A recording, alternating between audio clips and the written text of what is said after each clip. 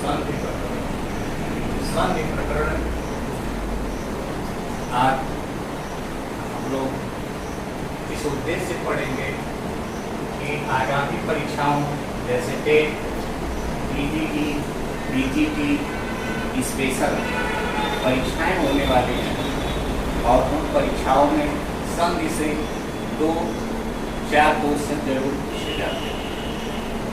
यदि हमें संधि का पूरा ज्ञान हो, संधि के विषय में हम जाने, तो हमें आसानी से वे क्वेश्चन सही कर सकते हैं। अब आते हैं अपने विषय पर। संधि क्या है? एक प्रश्न उठता है कि संधि वास्तव में है क्या? तो संधि का अर्थ तो वास्तव में जोड़ भी होता है, संधि का अर्थ समझौता भी होता है, लेकिन यहाँ जब हम व्याकरण में पढ़ते हैं तो इसकी परिभाषा हो जाती है कि स्वर एवं व्यंजन।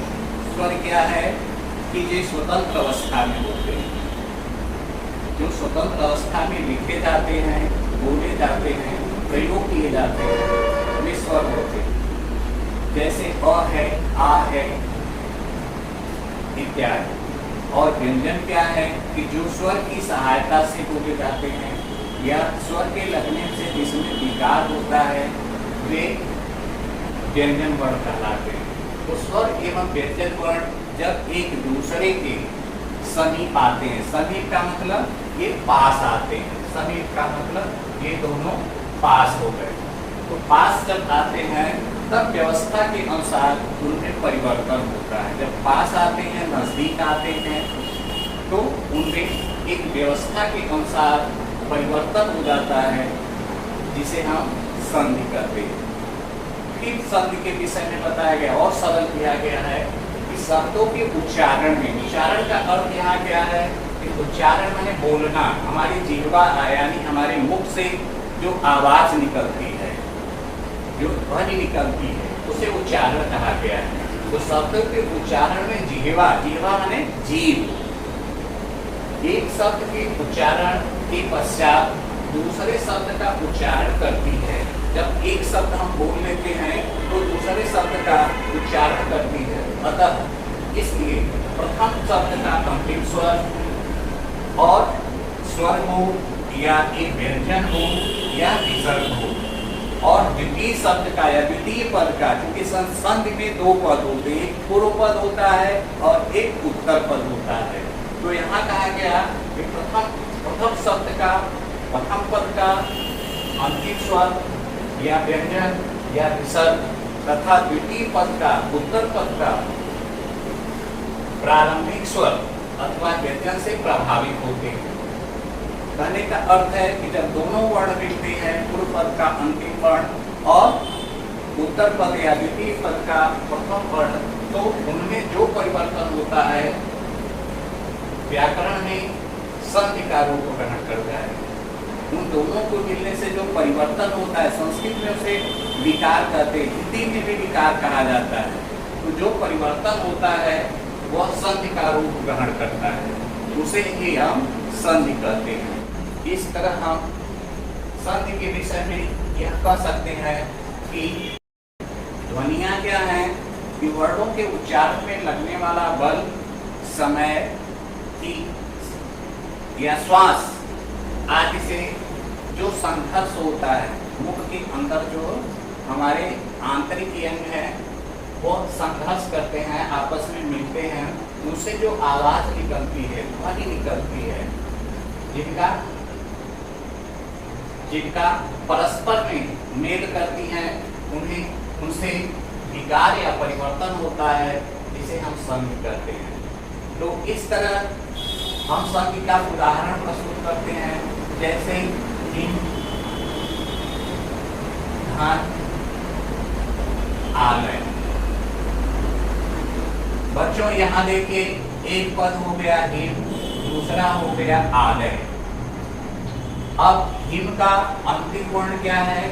ये म है, और दूसरा पद क्या है? आलय है।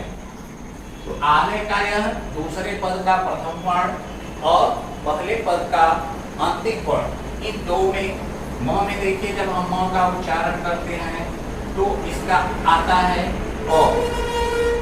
इस तरह अ और आ के मिलने से जब अ और आ मिलता है तो एक विकार होता है, एक परिवर्तन होता है। जो परिवर्तन होता है वह क्या होता है? आ होता है। इसी तरह दिन, धन, ईस। यहां देखिए कि दिन में अंतिम वर्ण क्या है? न है। न में क्या लगा है कि आपको पहले ही कहा गया है कि व्यंजन जो है स्वर की सहायता से बोले जाते हैं। प्रत्येक व्यंजन में क से लेकर के और य तक जितने भी वर्ण होते हैं प्रत्येक वर्ण में अ छिपा होता है और अदृश्य होता है। इस अ के लगने के कारण ही इनका पूर्ण उच्चारण होता है। जब तक ये अ नहीं लगते हैं तब तक वह व्यंजन पूर्ण नहीं होता है, बल्कि आधे हो जाते हैं। इन्हें हम ऐसे भी लिखते हैं, ऐसे भी लिखते हैं। इसी तरह ख है तो ख में हलंत लगा देते हैं या ख ऐसे भी लिखा जाता है। ग है तो ग में हलंत लगा देते हैं या ग। इस तरह यदि हम स्वर को हटा देते हैं, इस अ को हटा देते हैं तो ये वर्ण क्या हो जाते हैं? आधा हो जाते हैं। इनका पूर्ण उच्चारण नहीं होता है। ऐसी दशा में यह अ जो है इसमें अदृश्य होता है। हम यूं भी कह सकते हैं कि क से लेकर के य तक के जितने भी वर्ण हैं उसमें अ अदृश्य होता है, अ छिपा होता है। तो अब उच्चारण करके देख लीजिए कि पहले हम कहते हैं क जैसे कहते हैं तो क का पहले व्यंजन वर्ण का उच्चारण होता है, बाद में अ वर्ण की आवृत्ति होती है। च करके देखिए तो च का हम जब उच्चारण करते हैं तो पहले च यानी व्यंजन आता है, फिर स्वर आता है अ। तो इस तरह जितने भी उच्चारण वर्ण है या व्यंजन वर्ण है उसमें अ अदृश्य होता है। यहाँ देखिए दिन में क्या लगा है कि दिन में अ है और फिर यह ईस है। ईस का मतलब होता है ईश्वरवाची। जब ईश्वरवाची शब्द होते हैं तो वहां देव की लगाई जाती है, जब देवतावाची होते हैं तो वहां ह्रस्व की लगाई जाती है।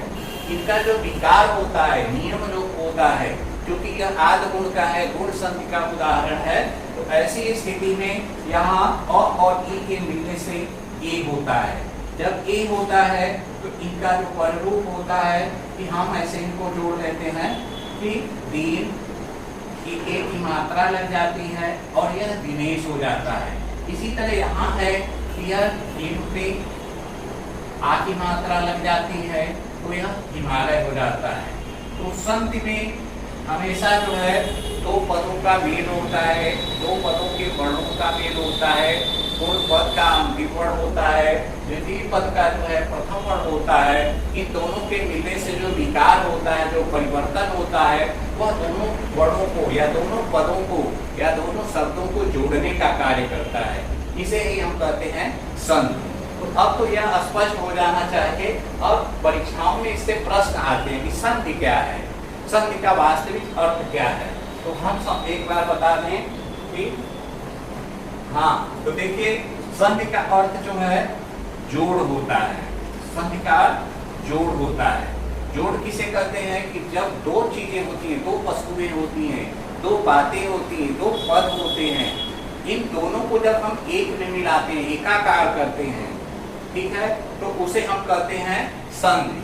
तो यह कहलाती है संधि। दूसरा है कि संधि माने होता है, संधि का अर्थ एक तरह से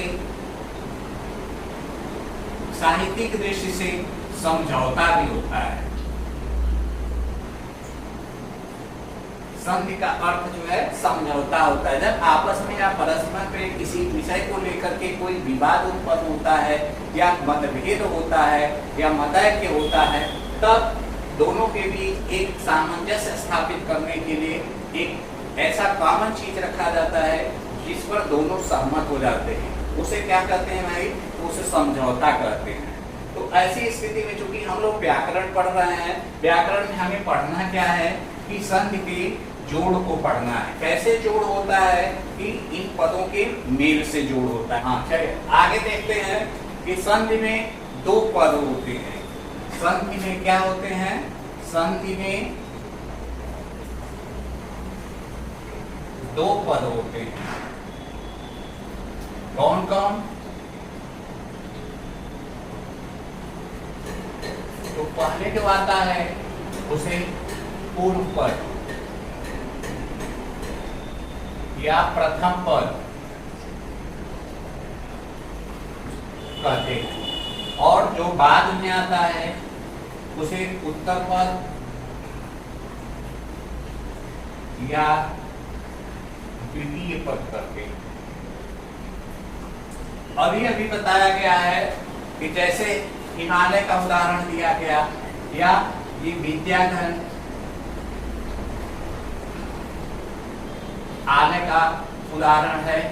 इसमें देखिए यह क्या हो जाएगा बच्चों? तो यह हो जाएगा पूर्व पद।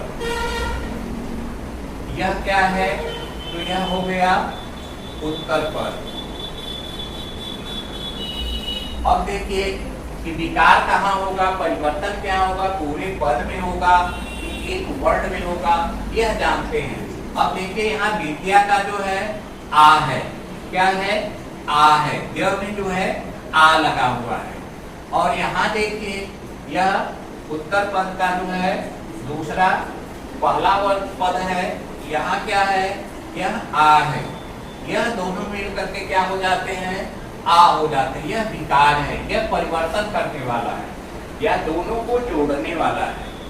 तो इस तरह से इसमें पूर्व पद और उत्तर पद के विषय में आपको स्पष्ट जानकारी हो जानी चाहिए कि हम न विद्या में संधि करेंगे, न लय में करेंगे, बल्कि हम अंतिम वर्ण जो होता है उसके पूर्व पद के अंतिम वर्ण में करेंगे और उत्तर पद के प्रथम वर्ण को देखेंगे। इन्हीं दोनों के स्वर और व्यंजनों के मेल को हम संधि करते हैं। अब आइए हम लोग पढ़ते हैं संधि के प्रकार। संधि कितने प्रकार की होती है, संधि में क्या क्या होता है, यह सभी जानकारी होनी चाहिए। दूसरी चीज है कि हमें परीक्षा की दृष्टि से पढ़ना है, परीक्षा में क्या आता है संधि के विषय में। तो एक प्रश्न उठता है कि संधि क्या है, संधि क्या है। जब आपको इस तरह के प्रश्न मिलते हैं तो संधि दो वर्णों का मेल है।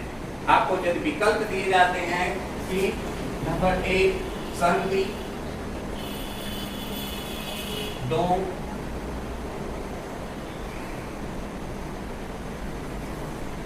वर्णों का मेल, दो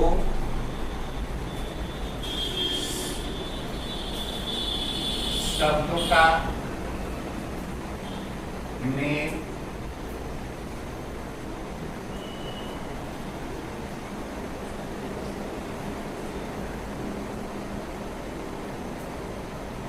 विकारों का मेल,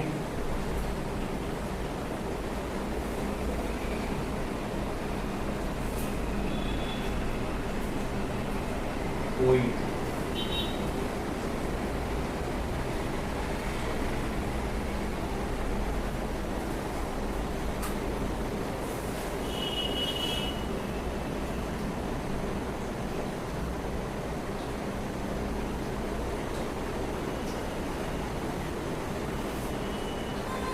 अब देखिए यहाँ एक प्रश्न यह है कि संधि क्या है।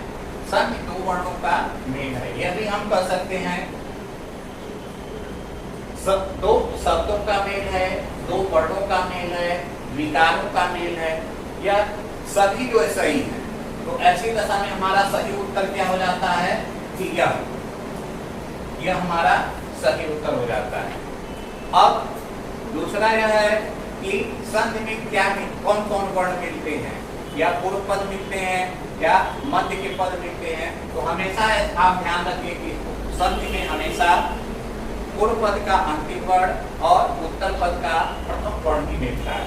अब आइए देखें हम संधि के प्रकार।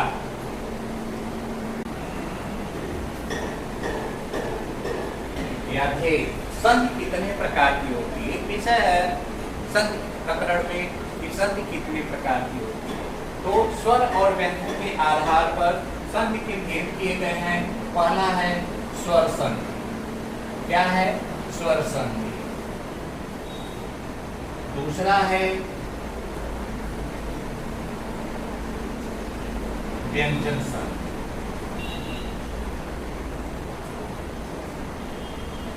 और तीसरा है विसर्ग संधि। अब स्वर संधि को क्या कहते हैं? स्वर संधि को, स्वर संधि का दूसरा नाम अच भी है, अच संधि। इसका दूसरा नाम हल भी है, क्योंकि स्वर को अच कहते हैं और व्यंजन को हल करते हैं। अब स्वर, जैसा कि नाम से स्पष्ट है कि स्वर में आपको पता भी हो जाना चाहिए कि स्वर में हमेशा स्वर वर्ण ही देखे जाते हैं, स्वर वर्णों का ही मेल होता है। परिभाषा के अनुसार स्वर संधि क्या है कि स्वर वर्णों के पश्चात, पश्चात माने बाद में, जैसे पूर्व पद का अंतिम वर्ण यदि स्वर है और दूसरे पद का प्रथम वर्ण स्वर है, ठीक है, ऐसी दशा में समान या समान स्वर है, तो ऐसी दशा में उन्हें हम क्या करते हैं? स्वर वर्ण करते हैं या स्वर संधि करते हैं। स्वर वर्ण नहीं बल्कि स्वर संधि करते हैं। अब कैसे इसका होता है या कैसे हो जाता है? जैसे धन, धन और धी।